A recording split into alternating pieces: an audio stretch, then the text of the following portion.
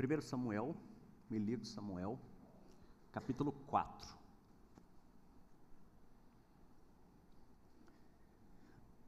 E diz assim a palavra do nosso Deus: E a palavra de Samuel espalhou-se por todo Israel. Nessa época, os israelitas saíram à guerra contra os filisteus. Eles acamparam em Ebenezer, e os filisteus em Afeque. Os filisteus dispuseram suas forças em linha para enfrentar Israel, e intensificando-se o combate, Israel foi derrotado pelos filisteus, que mataram cerca de 4.000 deles no campo de batalha. Quando os soldados voltaram ao acampamento, as autoridades de Israel perguntaram: por que o Senhor deixou que os filisteus nos derrotassem? E acrescentaram: vamos a Siló buscar a arca da aliança do Senhor, para que ele vá conosco e nos salve das mãos de nossos inimigos. Então mandaram trazer de Siló a arca da aliança do Senhor dos exércitos, que tem o seu trono entre os querubins. E os 2 filhos de Eli, Hofni e Finéias, acompanharam a arca da aliança de Deus. Quando a arca da aliança do Senhor entrou no acampamento, todos os israelitas gritaram tão alto que o chão estremeceu. Os filisteus, ouvindo os gritos, perguntaram: o que significa todos esses gritos no acampamento dos hebreus? Quando souberam que a arca do Senhor viera para o acampamento, os filisteus ficaram com medo e disseram: deuses chegaram ao acampamento. Ai de nós, nunca nos aconteceu uma coisa dessas. Ai de nós, quem nos livrará das mãos desses deuses poderosos? São deuses que feriram os egípcios com toda espécie de pragas no deserto. Sejam fortes, filisteus, sejam homens, ou vocês se tornarão escravos dos hebreus, assim como eles foram escravos de vocês. Sejam homens e lutem. Então os filisteus lutaram, e Israel foi derrotado. Cada homem fugiu para sua tenda. O massacre foi muito grande. Israel perdeu 30.000 homens de infantaria. A arca de Deus foi tomada, e os 2 filhos de Eli, Hofni e Finéias, morreram. Naquele mesmo dia, um benjamita correu da linha de batalha até Siló, com as roupas rasgadas e terra na cabeça. Quando ele chegou, ele estava sentado em sua cadeira, ao lado da estrada. Estava preocupado, pois em seu coração temia pela arca de Deus. O homem entrou na cidade, contou o que havia conhecido, e a cidade começou a gritar. Ele ouviu os gritos e perguntou: o que significa esse tumulto? O homem correu para contar tudo a Eli. Ele tinha 98 anos de idade, os seus olhos estavam imóveis, ele já não conseguia enxergar. O homem lhe disse: acabei de chegar da linha de batalha, eu fugi de lá hoje mesmo. Ele perguntou: o que aconteceu, meu filho?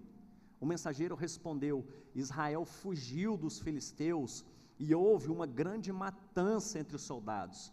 Também os seus 2 filhos, Hofni e Finéias, estão mortos, e a arca de Deus foi tomada. Quando ele mencionou a arca de Deus, ele caiu da cadeira para trás ao lado do portão, quebrou o pescoço e morreu, pois era velho e pesado. Ele liderou Israel durante 40 anos. Sua nora, a mulher de Finéias, estava grávida e perto de dar à luz.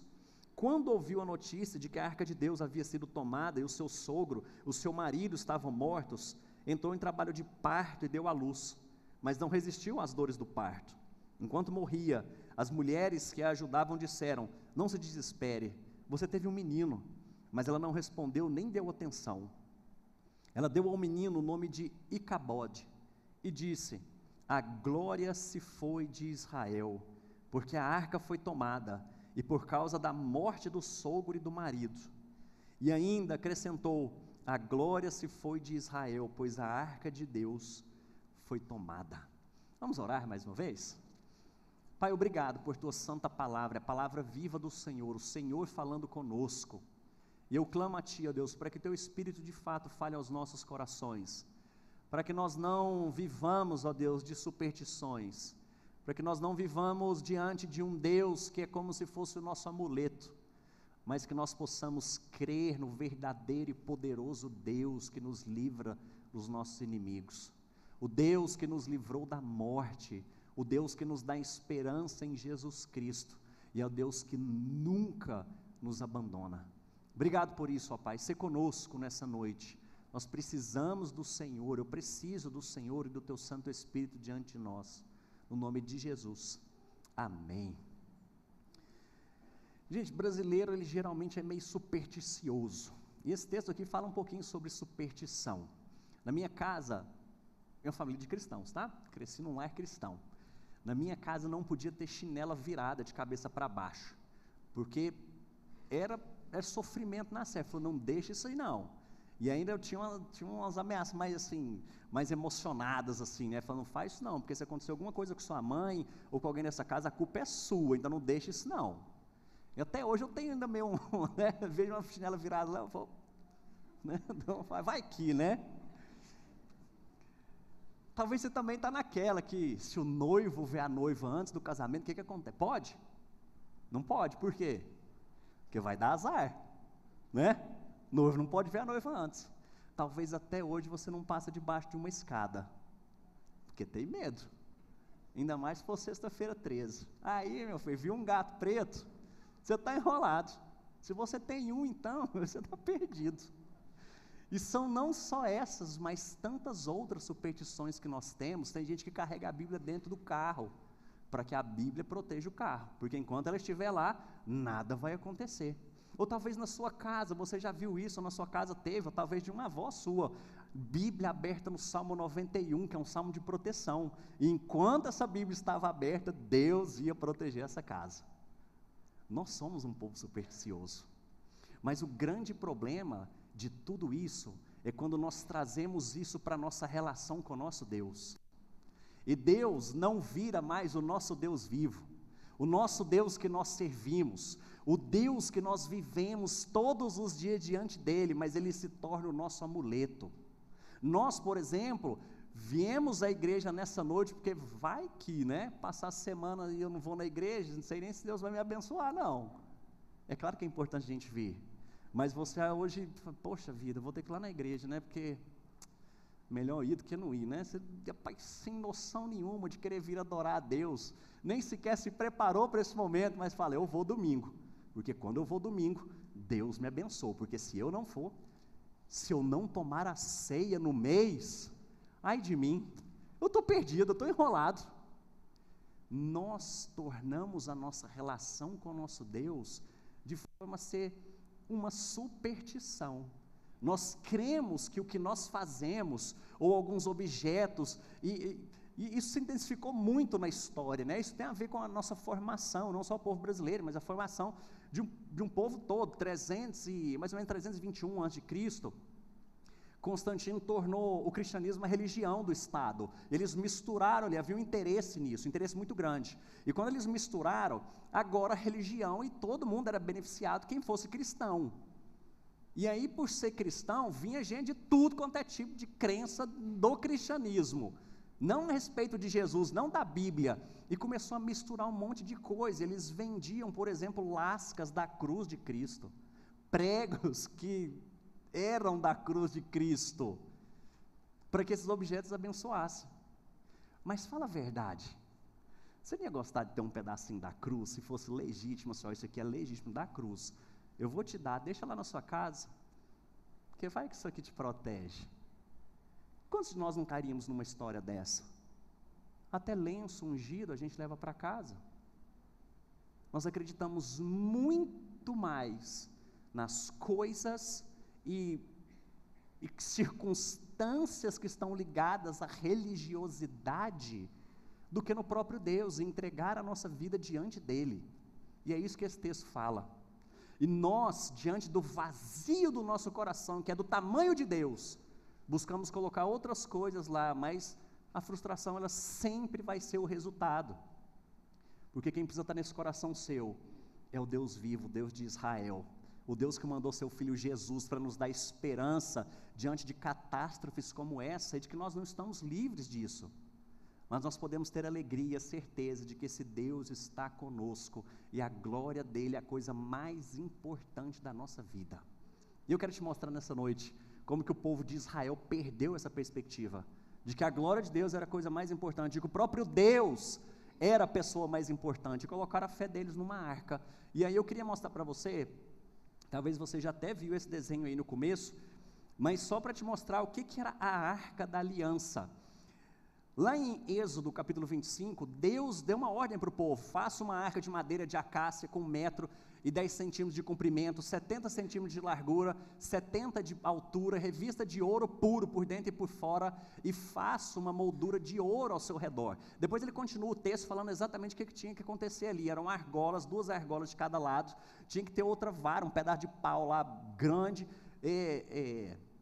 revestido de ouro, que ia carregar, ninguém podia tocar sequer nessa arca. Tinha um monte de regras que acontecia diante dessa arca de Deus. Dentro dessa arca tinha alguns objetos lá, que eram as tábuas da lei, tinha lá a vara de Arão, que tinha florescido, miraculosamente floresceu, um pedaço de pau lá também, e um vaso com maná. Tudo isso, gente, simbolizava a presença de Deus. Lá em cima, onde você está vendo eram anjos, querubins, com as suas asas abertas, tocando uma a outra, era a mesa da propiciação, onde animais eram mortos ali, o sangue derramado, e eles aspergiam isso depois diante do altar. Mas tudo isso para simbolizar a presença de Deus no meio do seu povo. Ele cuidou do seu povo quando ele deu as tábuas, tirando o povo do Egito. Arão vem todo, diante da sua linhagem vem todo o sacerdócio, todos aqueles que intermediavam a presença de Deus, e o povo estava representado ali, e o maná, que é a provisão de Deus, o cuidado de Deus sempre no meio do seu povo. Mas a gente vai perceber que no final de toda essa história, essa arca representa o Evangelho, é a presença de Deus no meio do seu povo. Eu quero mostrar para vocês como que isso se refere a Jesus Cristo, como que essa arca chega diante de Jesus, e a esperança que nós temos para que não aconteçam tragédias como essa, tem a ver com Jesus Cristo. E vamos lá. Em primeiro lugar, o que nós podemos aprender com esse texto, é que Deus não me pertence. Olha só essa frase de um pastor chamado Derek Thomas, que diz: Deus prefere sofrer a derrota, a deixar que você pense que o possui, que você pode manipulá-lo, que você pode usá-lo como se usa um pé de coelho. O versículo 2 diz: vamos a Siló, buscar a arca da aliança do Senhor, para que ela vá conosco e nos salve das mãos dos nossos inimigos. Gente, isso aqui é importante, porque a arca da aliança, lembre-se que ela significava a presença de Deus, e eles já tinham experimentado muitas vitórias quando a arca, ou Deus, ou talvez um termo que você já ouviu de Shekinah, que é a presença do Senhor, tem a ver com essa arca, tem a ver com a glória do Senhor presente naquele lugar. E onde a arca ia, por exemplo, quando eles foram invadir Jericó, o que foi a história? Deus mandou o povo rodear, teve as trombetas, mas quem que tinha que ir à frente, ou o que tinha que ir à frente? A arca da aliança, porque onde a arca estava, Deus estava, era a vitória garantida. Essa arca, quando foi atravessar o rio Jordão, miraculosamente, esse rio parou de descer, e esse povo passou a seco no rio Jordão, porque a arca estava na frente, ou muito melhor, Deus estava ali, a glória de Deus estava presente no meio do povo. Então eles sabiam dessas histórias, eles sabiam que onde a arca estava, o poder de Deus também estava. E claro, diante dessa história, eles vão para o campo de batalha, estão ali batalhando com os filisteus, eles estão acampados num lugar chamado Ebenezer, que mais para frente, no capítulo posterior, vai dizer para nós, que significa Ebenezer, que Deus está conosco. Eu vou falar mais um pouquinho sobre isso, tá bom? Até aqui nos ajudou o Senhor, até aqui esteve o Senhor conosco, Ebenezer. Eles estavam nesse lugar, onde fala, até aqui o Senhor nos ajudou, e cerca de 35 quilômetros, talvez daqui até Cirilândia, mais ou menos, estava o exército dos filisteus. Eles vão para a guerra, bora para a guerra, porque nós já estamos acostumados com o povo de Israel, nós estamos acostumados com a vitória, nós estamos conquistando aqui, isso aqui é nosso, é Israel, é povo de Deus, vamos embora. Chega lá, 4.000 mortos. Esse povo volta, fala, mas é claro, vamos levar a arca, porque se nós levarmos a arca, meu amigo, está tranquilo. Chegaram lá, os outros soldados que estavam começaram a gritar, e gritar tanto, que os filisteus sentiram a terra tremer com aquele movimento, com aquela barulheira toda que eles estavam fazendo. Eles falaram, o que é isso? O que está acontecendo? E alguns falaram assim, é porque os deuses chegaram diante deles, eles trouxeram a arca, isso nunca aconteceu, nós vamos perder essa batalha, certeza. Nós conhecemos esse Deus lá, que deu pragas no Egito, que tirou esse povo do Egito, E esse Deus está no meio desse povo, nós vamos rodar aqui agora. E aí chegam mais filisteus, vira homem, nós vamos lutar como homens aqui, ou vocês vão se tornar escravos desse povo, assim como eles foram nossos escravos. Eles vão para a batalha, mas só o que está com aquele povo de Israel? A Arca da Aliança. O que tinha que dar errado? Nada. O que aconteceu? Um massacre. 30.000 homens caíram naquele dia, de Israel, não foram os filisteus, 30.000 homens, mas afinal de contas, a arca não estava com eles, a gente não carrega essa Bíblia debaixo do braço toda semana, não está dentro do meu carro, afinal de contas, por que Deus permitiu? E essas pessoas ainda perguntaram, por que Deus permitiu isso? Vamos levar o nosso amuleto, a Arca da Aliança, para o meio. Eles tinham um sacerdote, que era Samuel, que já estava grande nesse momento aqui, tinha Eli, 98 anos, já estava velhinho, cego, mas era um sacerdote, era aquele que recebia a palavra de Deus, aquele que recebia os oráculos, aquele que recebia o direcionamento de Deus diante do seu povo. Eles sequer consultaram os homens de Deus, mas no que eles confiaram? Na arca, e não no Deus da arca. E foi exatamente isso que aconteceu, e Deus, nesse momento, preferiu sofrer uma derrota, do que as pessoas entenderem que podem usá-lo, que podem manipulá-lo, para os seus próprios interesses. Aquela fivela ali, está escrito Gott mit uns, isso do alemão, não porque eu saiba alemão, tá gente, isso aqui eu vi aqui, traduzido, dizer Deus está conosco. Sabe quem usava isso? Deus está conosco. Você consegue ver um símbolozinho embaixo daquela águia lá? Deus está conosco. Os nazistas usavam isso. Usavam isso na fivela do cinto deles de guerra. Deus está conosco. E massacrando um povo.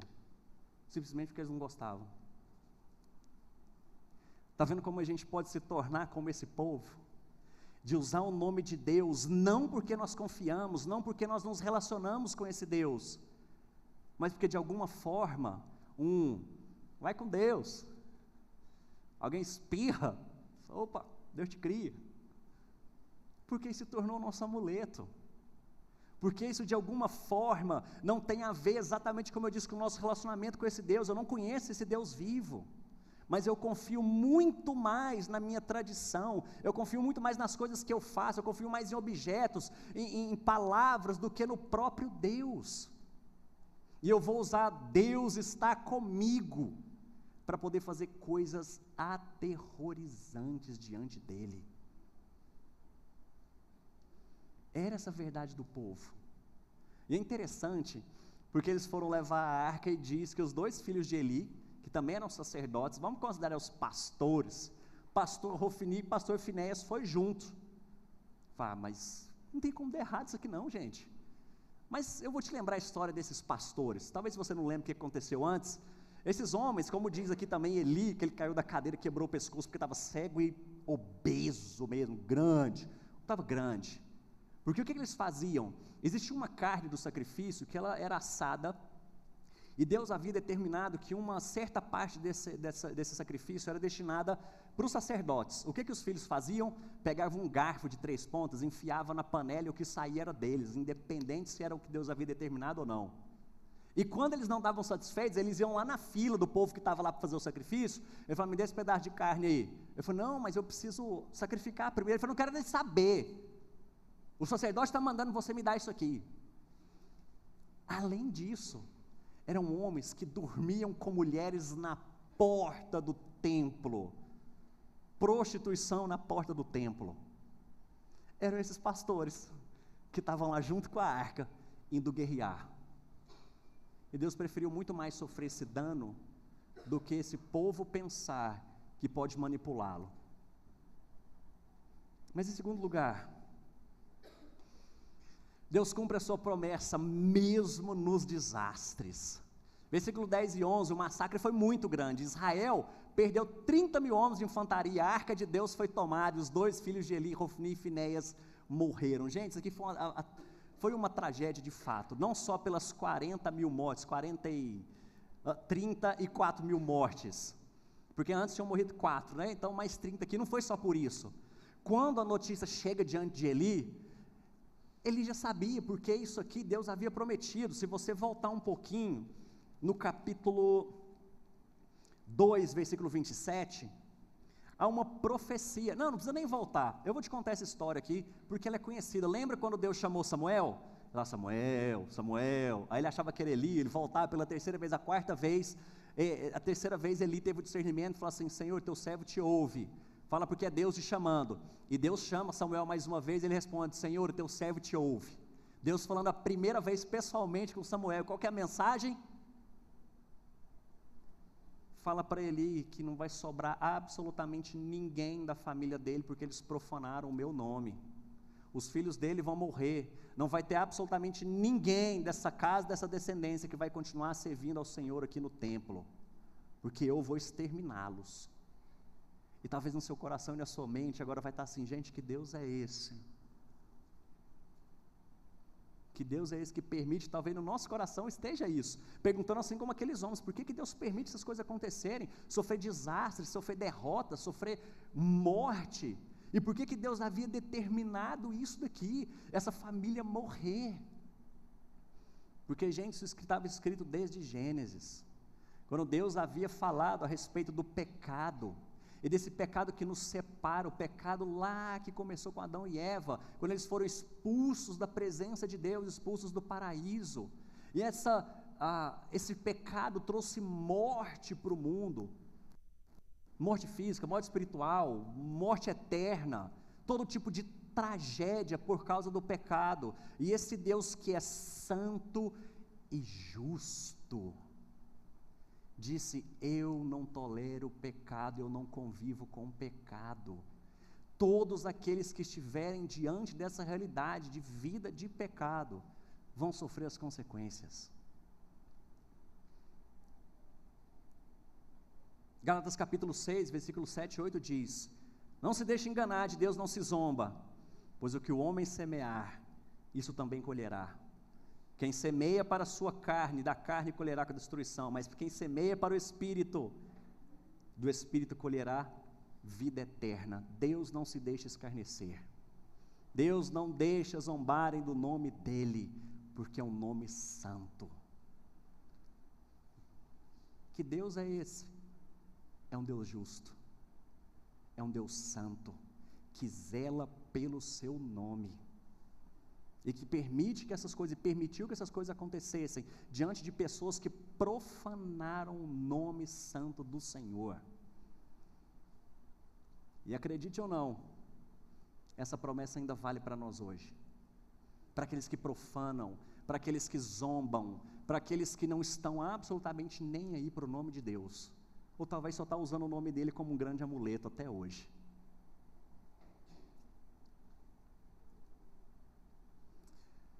Tem uma frase ali que diz assim: o que você acha que mais importa para Deus? O fato da caixa não estar nas mãos, ou estar nas mãos dos filisteus, ou o fato do seu povo, em seus corações, não o honrar? Porque olha só, diante dessa promessa do capítulo 2, de que a sua família e os seus filhos iriam morrer, chega a notícia agora da guerra, e Eli está preocupado, sentado lá na porta, lá na estrada, numa cadeirona, talvez meio inclinadão assim, né, esperando notícias. E o cara chega com uma notícia péssima, notícia muito ruim. Falou assim: ó, foi um desastre. Mas qual que foi a notícia que esse homem ficou abalado, cai e morre? Talvez as crianças saibam muito dessa história, né, que ele cai, quebra o pescoço e morre. Por que ele ficou tão desesperado? Porque a arca foi tomada. Ele não fica desesperado dessa forma por causa da notícia da morte dos seus filhos, porque ele sabia que Deus um dia ia cumprir essa promessa, e que os seus filhos eram merecedores da ira de Deus, assim como nós também somos pecadores e merecedores dessa ira, diante de um Deus santo, mais uma vez justo, reto. Mas você acha que Deus estava se importando porque uma caixa tinha sido levada por um outro povo? Mas o que mais feria o coração de Deus nesse momento é porque o seu povo não honrava Ele vai dizer: agora eu preciso ensinar vocês. Nessa terra onde vocês estão acampados, Ebenezer, até aqui nos ajudou o Senhor, vocês vão conhecer a desolação, vocês vão conhecer a derrota, vocês de fato vão conhecer quem é o Deus da arca. Mas essa história não termina aí, gente. Essa história não termina aí. Em último lugar, em Cristo Jesus, a esperança da glória conosco. O versículo 21 diz assim: lembre-se então, ele caiu, morre, porque ficou desesperado dessa notícia da arca. Aí a mulher de um desses homens ali está grávida, ela fica sabendo da morte do sogro, fica sabendo da morte do marido, que a arca foi levada, ela entra em trabalho de parto e ela morre nisso, né? As mulheres falam: não, fica tranquila, porque seu filho nasceu, é um menino. Ela só usa a palavra Icabode, ou Icabô, também algumas traduções, que significa a glória se foi. Ela termina o texto dizendo: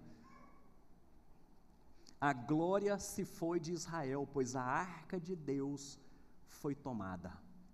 Gente, isso aqui é desespero total. O povo que é o povo de Deus, o povo que conhecia a lei, o povo que tinha experimentado vitória, livramentos, agora essa catástrofe total, o que pode trazer esperança para um povo desse? Ou melhor, o que pode trazer esperança para um povo como nós, que muitas vezes nos comportamos como esse povo aqui? Nós vamos tomar decisões, nem sequer a gente consulta Deus diante disso. Nós iniciamos o nosso dia, nem sequer nós falamos com o nosso Deus e pedimos a Ele para que nos guarde, mas talvez nós confiemos, porque a gente veio domingo na igreja, a minha semana vai ser abençoada, não por causa de Deus, mas porque eu fiz a minha parte. Qual que é a nossa esperança? Qual que é a esperança desse povo, quando essa mulher diz: a glória de Deus se foi? E quando se fala de glória, é a presença de Deus. Eles tinham na cabeça, e para aquele povo era muito claro, quando eles falavam a glória de Deus, a glória se foi, é a presença de Deus se foi do meio daquele povo. Terrível. Sabe qual que é a nossa esperança? Quando João capítulo 1 começa dizendo que o verbo estava com Deus, no princípio era o verbo estava com Deus, o verbo era Deus, e a glória se manifestou, a glória do Pai em Cristo Jesus. Essa glória que se foi no meio do povo por causa dessa profanação e dos pecados, era só um recado para nós hoje aqui nessa noite, do quão necessitados nós somos de Jesus Cristo, quanto nós precisamos de Jesus na nossa vida, porque Ele é o resplendor da glória do Pai. Porque sem Cristo, talvez a única expressão que vai nos restar é: a glória de Deus se foi, porque eu não consigo restaurar essa glória em mim, porque eu sou pecador, porque eu falho terrivelmente, mas em Cristo Jesus, minha palavra final não vai ser nem a sua, vai ser Icabode, mas vai ser Ebenezer, porque até aqui nos ajudou o Senhor, por causa de Jesus. Nós precisamos olhar para Jesus Cristo, se nós queremos que essa glória de Deus se manifeste na nossa vida. Nós precisamos de Jesus nessa igreja, se nós queremos que a glória dele esteja presente aqui. Você precisa de Jesus se você quer que a glória de Deus esteja presente na sua casa. Você precisa olhar para Jesus. Ele que é o resplendor da glória, Ele que é a expressão exata do ser de Deus. Essa glória que se manifestou no verbo que se fez carne, é Jesus Cristo. Da mesma forma como o homem está destinado a morrer uma só vez, depois disso enfrentar o juízo, assim também Cristo foi oferecido em sacrifício uma única vez para tirar os pecados de muitos. Aparecerá a segunda vez, não para tirar pecado, mas para trazer salvação aos que o aguardam. Esse dia vai ser glorioso, e todos aqueles que estão em Jesus Cristo vão conhecer pessoalmente, visivelmente, essa glória de Deus em Jesus Cristo. De que lado que você está nessa noite? Tem usado Deus como seu grande amuleto? Ou de fato você conhece esse Deus vivo, está debaixo do cuidado dele, diante de Jesus? Para a gente concluir, Israel chorou diante da arca perdida e declarou: fosse a glória de Israel. Mas a glória de Deus nunca dependeu de uma arca, ela pertence ao próprio Deus, que continua reinando, mesmo quando o povo falha. A glória pode parecer distante, a derrota pode parecer definitiva, mas o Deus de Ebenezer ainda está no trono. Ele é quem transforma o Icabode da vergonha, o Ebenezer da esperança. Por isso, mesmo quando tudo parece perdido, nós podemos levantar o coração e declarar com fé: até aqui nos ajudou o Senhor, e a sua glória jamais se foi. Amém? O que a gente pode fazer diante disso então? Em primeiro lugar, olha que coisa mais linda, que Deus deseja estar conosco. A arca no meio do seu povo era a representação de Deus no meio do seu povo, e Deus deseja estar conosco. Isso é bênção. Deus está aqui conosco nessa noite, Deus está com você onde quer que você esteja. Isso é um privilégio para nós, como seus filhos, como povo dele, de contar com a presença de Deus diante de nós todos os dias da nossa vida. Especialmente quando Jesus sobe aos céus e diz: fica preocupado não, porque eu estarei com vocês todos os dias da sua vida até que eu volte. Se Cristo está com você, às vezes pode até parecer que não, que a glória dele se foi. Talvez é tanta tragédia, talvez é tanta luta, mas tenha essa certeza e convicção de que Deus está com você, se você está em Cristo. Segundo, nós não temos um Deus para carregar ou para sustentar. Nós não estamos aqui domingo após domingo, semana após semana, para viver de religião, de religiosidade, para cumprir ritos dominicais, ou sejam eles quais forem. Cumprir a lei de Deus não é peso. Eu não cumpro os 10 mandamentos ou qualquer mandamento do Senhor, a minha vida de santificação, porque eu preciso carregar esse Deus. Mas coloca o seu fardo diante de Jesus, porque o fardo dele é suave, é leve. Mais uma vez, é por isso que nós precisamos de Jesus o tempo inteiro na nossa vida, na nossa mente, no nosso olhar. Terceiro lugar, a bondade de Deus e a nossa obediência andam juntas.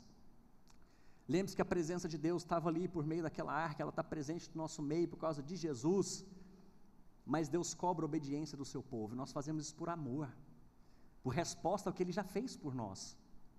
É por isso que não vale essa ideia de dominicalmente, mais uma vez dizendo: eu estou aqui cumprindo rituais, mas durante a semana eu vivo como um filisteu, eu vivo zombando o nome de Deus diante das coisas que eu faço, dos negócios que eu faço, das coisas que eu falo, dos relacionamentos que eu tenho. Isso é religiosidade. Essas duas coisas andam juntas. Se eu conheço esse Deus através de Jesus Cristo, eu o conheço mesmo como meu Pai, como aquele pastor do Salmo 23, que o Senhor é o meu pastor, anda que eu ande pelo vale da sombra da morte, Ele está comigo. Junto a isso, o que Deus requer de nós é uma vida de obediência, uma vida de santificação. Quarta coisa, a coisa mais importante para a nossa igreja é a presença da glória de Deus. Não adianta a gente ter uma igreja cheia, ter que quebrar paredes e multiplicar isso daqui, se a glória de Deus não estiver nesse lugar. A coisa mais importante, em quinto lugar, da sua casa, é a presença da glória de Deus. Não adianta você estar buscando tanto sucesso, e às vezes perdendo os seus filhos, assim como Eli perdeu, mas que talvez tem mais um diploma na parede, tem mais alguns números na sua conta bancária, tem mais alguns seguidores, talvez você tenha até mais, uma imagem mais preservada ainda, e linda nessa cidade. Você pode ter tudo o que os homens podem ter, mas se a glória de Deus não estiver presente, você não tem nada. Lembre-se que nós nascemos e vivemos para a glória desse Deus, que os seus diplomas, que os números na sua conta, que os seus filhos, que o prestígio que você tem nessa cidade, tudo que você faz, seja para a honra e glória desse Deus. Não adianta você fechar um negócio excepcional essa semana, se a glória se foi da sua vida. Lembre-se, coisa mais importante é a glória de Deus. Crie os seus filhos para a glória de Deus. Faça os seus negócios para a glória de Deus. Venha domingo aqui na igreja para a glória de Deus, para honrá-lo, para servi-lo, para adorá-lo. E por fim, nós precisamos orar por avivamento e a manifestação da glória dele nesse lugar. E avivamento não tem a ver com expressões mirabolantes que acontecem no meio da igreja. Tem a ver com o povo se voltando para a palavra, e um povo que ora, um povo que vive para o Senhor. Nós precisamos desse avivamento, de nos voltarmos para essa palavra, de conhecermos, de termos sede, de comermos essa palavra aqui. Aí nós vamos experimentar esse avivamento que esse povo viveu. Cenas dos próximos domingos. Vocês vão perceber que a história não acaba aqui, ela tem alguns outros desenrolares aqui, que a arca ela volta. Spoiler para você, né? Já contou, não vou nem vir domingo que vem. Mas a arca volta para Israel. Você vai ver como, tá bom? Mas a gente precisa orar por esse avivamento. Para essa igreja cada dia mais ser voltada para a palavra, vida de oração, gente santa. Essa igreja sendo reconhecida nessa cidade porque tem gente aqui que ama o Senhor Jesus. Que essa seja a realidade da nossa vida. Que essa semana, tudo que você fizer, seja para a glória de Deus. Faz isso. Onde quer que você esteja, ao entrar num lugar e diz: Senhor, eu não quero entrar aqui se a glória do Senhor não estiver aqui. Se a presença do Senhor não estiver comigo. Senhor, eu não quero fechar esse negócio se o Senhor não estiver comigo. Senhor, eu não quero ministrar uma aula, eu não quero lavar a minha cozinha se a glória do Senhor não estiver aqui. Que seja tudo para a honra e glória dEle. Em nome de Jesus. Vamos orar? Se coloque em pé. Vamos fazer essa oração final. Ó Deus Santo, obrigado. Obrigado porque nós podemos ter certeza que a glória do Senhor está aqui nesse lugar. Não por causa de nós, mas por causa de Jesus Cristo. Obrigado, Senhor, porque Ele é a expressão exata do ser do Senhor, e nele a Tua glória se manifesta, e nós cremos em Jesus como nosso Senhor, como nosso Salvador, como cabeça dessa igreja, como aquele que vai voltar para nos buscar, e nós estaremos diante da glória do Senhor por toda a eternidade. Que essa seja a realidade de cada um aqui, Senhor. Que todos aqui entendam que aqueles que estão no Senhor, essa lei da semeadura que a Tua palavra diz, aqueles que colhem para o Espírito, aqueles que plantam no Espírito, vão colher para o Espírito também, que tem a ver com a vida eterna. Mas aqueles que têm plantado na carne, têm vivido dias longe do Senhor, têm vivido só para os seus prazeres, têm vivido para desfrutar somente o que esse mundo pode dar, Pai, a consequência é desastrosa, que vai colher para a carne, que é a condenação, mas que cada coração aqui esteja voltado para o Senhor, através de Jesus. Traz da Tua luz, manifesta a Tua glória no nosso meio, ó Pai, traz salvação, que durante essa semana, tudo que nós fizermos como servos do Senhor, seja para a Tua honra e para a Tua glória, que a Tua presença esteja diante de nós, nos abençoando, nos protegendo, nos guardando, para que nós possamos dizer no final dos nossos dias: Ebenezer, até aqui o Senhor nos ajudou. Obrigado, ó Pai, pela história dessa igreja, que nós podemos de fato dizer isso, que o Senhor está conosco. Que essa seja a realidade de cada um aqui diante da sua casa, que a glória do Senhor se manifeste dentro de cada lar, trazendo cura, restauração, perdão, poder do Senhor, ó Deus, no nome de Jesus. E a vós que não erais povo, mas agora sois o povo de Deus, que não havia alcançado misericórdia, mas agora alcançastes, que a graça do nosso Senhor e Salvador Jesus Cristo, o amor e a glória do Pai e o poder do Santo Espírito esteja sobre cada um de vocês, hoje para todos sempre. Amém. Amém. Pode se sentar?